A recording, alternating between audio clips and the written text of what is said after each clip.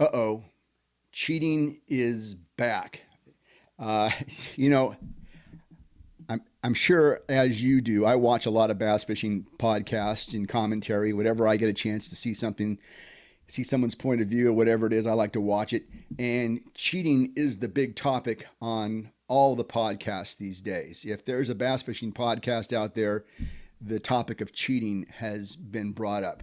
So yeah, I guess we got to talk about it. I mean, I guess it's something that we got to bring forward. The problem with talking about cheating is, how do you talk about it in a way that's new and fresh? I mean, I feel like all the content that I'm watching is kind of like rehashed and brought back and over and over and over, kind of the same old discussions. To me, it's about trying to decipher the difference between a rule violation and actual cheating. And, we're talking about intent. Rules get violated sometimes out of sloppy play. And then there's cheating, where your intent is to cheat. So I asked Annie from our Bass to Anglers podcast graphics department to come up with a chart or graph or something we could use to display various ways that rules are violated, so that we would have some kind of understanding for what constitutes rule violations and what constitutes cheating. So here's what the department came up with. I think you'll find this to be kind of interesting. And again, thanks to Annie for putting this together for us.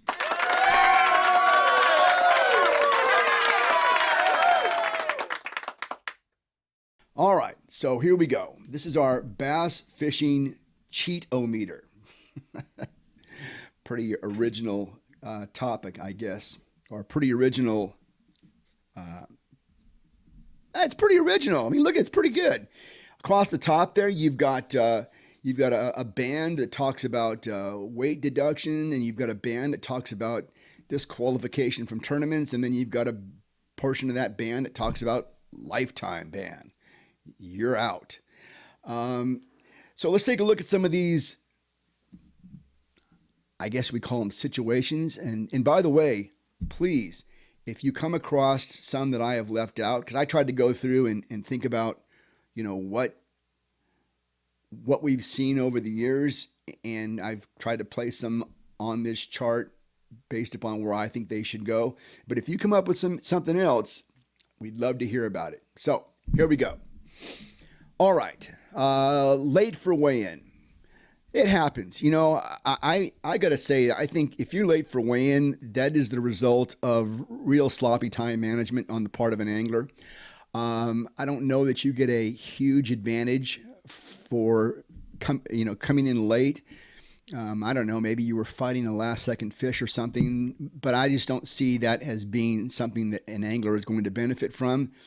And the way most organizations deal with it is a weight deduction, a pound per minute, for example, that you're late. And I've seen other organizations that will disqualify you for the day in that situation. But that's about the extent of it. And I think most of us would agree that being late for weigh-in is just something dumb that anglers do from time to time. You space out or whatever, you lose track of time. I know in my own case, I've never been late, but I know in my own case, I've had instances where my clock on my graph is off an hour because I entered a different time zone or whatever. And so, these kind of things can happen, but they shouldn't happen. Anyway, weight deduction, possibly being disqualified for the whole day. Doubtful that it would be for the whole tournament. All right, as we move towards the right, the rule infractions become a little more concerning. Operated boat without vest or kill switch attached. Okay, I'm sure we've seen this happen before too. Guy's in a hurry to move to the next spot, jumps in the boat, doesn't put his vest on or doesn't fasten his vest, doesn't connect the kill switch, and drives from point A to point B. Again, not really sure if that creates a huge advantage for an angler one way or the other. You're probably saving seconds, but not really a gigantic advantage. But still, it's stupid. It's a dumb thing for any angler to do, and I think you should be disqualified if you were caught. And I don't know who would report you. Maybe your non-boater reported you, but if you were caught operating your bass boat in a tournament without the life vest on, without the kill switch attached, without the life vest buckled, you should be disqualified. That's just, I think that's kind of common sense. All right, then we're going to get to this gray area. Let's talk about accidentally running a no wake zone. So you're running down the lake and we probably would run into this in California anyway, probably at the Delta. And I'm sure there are places back east where you might run into this, maybe around marinas at some of the lakes. But you're running, you're going fast, and you plow through a no wake zone. Didn't see the sign, whatever it was.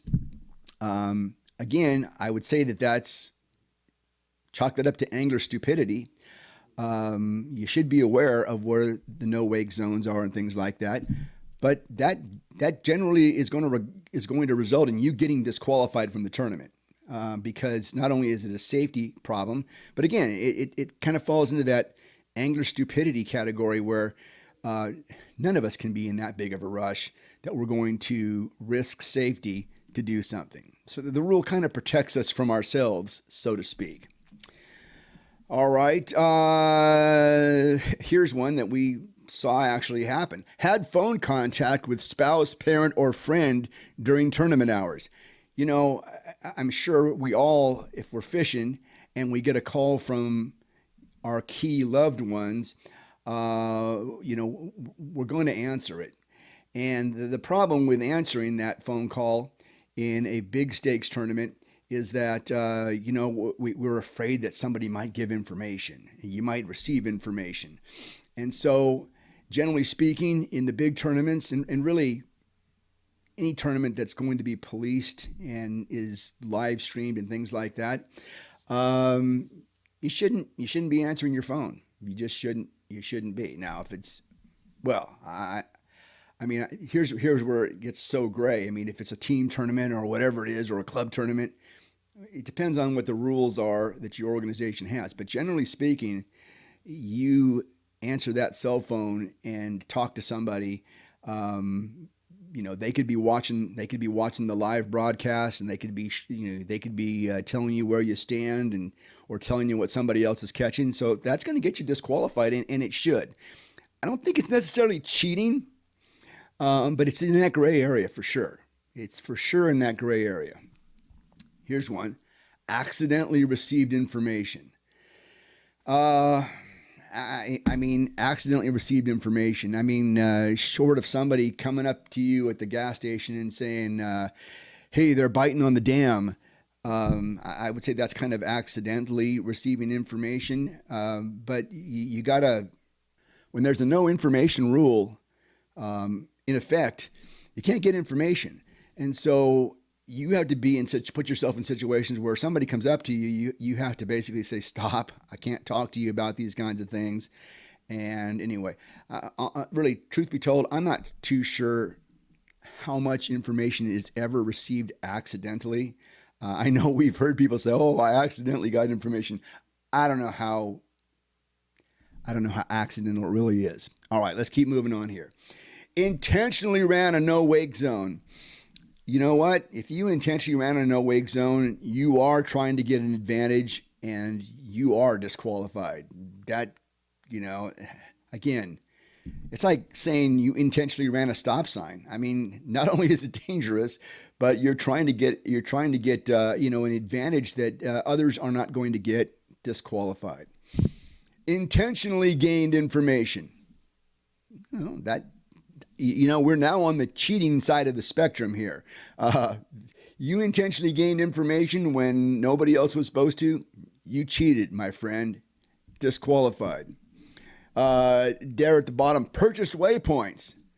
That's if we're told we can't purchase waypoints, then we can't purchase waypoints. Now, what doesn't Randy Blockett sell map?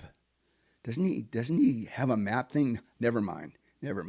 I, I, I, I don't know if I'm going to even leave this in or not. But yeah, you purchase waypoints. You've crossed the line, and you cheated. You're in that cheating side of the spectrum. Tied fish to a basket or a dock or marker buoy. Well, I think we've now surpassed the cheating side of the spectrum, and well, we're into the def cheating, as in definitely cheating, real-time cheating, and guess what? That to me is a lifetime ban. If you do that, if you get caught tying fish up, putting them in a barrel, putting them in a cage, whatever that is, you're done. You're not fishing any more of these events. And then probably the most ridiculous and the most well-publicized things that we've seen in the news recently around fishing tournaments is when you shove weights down a fish's gullet to make the fish weigh more. Again, lifetime ban is in order here. It's absolutely cheating. You're not even trying to hide the fact that you're cheating. You're cheating, and you got caught. Lifetime ban. Now, the problem with some of these lifetime ban situations is, how come we can't bring law enforcement in? How come we can't get people, arrested for this and so on? It's one thing to be caught and proven to be cheating in a bass tournament. It's another thing to be caught and being able to, beyond a reasonable doubt that you did this. It would be nice for us to see more people prosecuted for cheating in bass tournaments. But again, I'm sure there are legal reasons why more people are not punished this way. Well, I hope that at least defines the difference between rule violations and actual cheating. I'm sure we're still going to have this discussion. Podcasts are going to podcast, but now we've got a chart, a bass fishing cheat-o-meter, so that we can take cases and apply the correct punishment for these perpetrators of justice. Reason number 8 that your next boat should be a Camus. Camus Cash. Do you fish tournaments?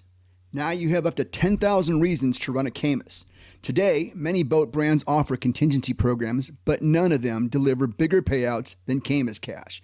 With over 1,000 sanctioned events each season, you could win $10,000 for a win in a platinum event or $2,500 for being the highest finisher in a Camus boat. There are silver and bronze events that will get you paid as well.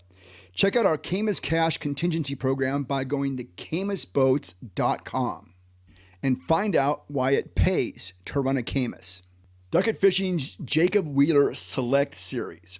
We asked Jacob Wheeler to pick out his favorite 6 rod designs, and we supercharged them with X-helical coil construction, carbon nanotechnology, and tri-level graphite integration to produce a rod with unparalleled performance and superb balance. Check out the Wheeler Select Series by going to ducketfishing.com. I'm Keith Neiswanger. This is the Bass 2 Anglers podcast. Please remember to like and subscribe. If you'd like to reach us, please send us a direct message on Instagram at Bass Tour Anglers Podcast. Take care. Be safe. We'll talk to you next time.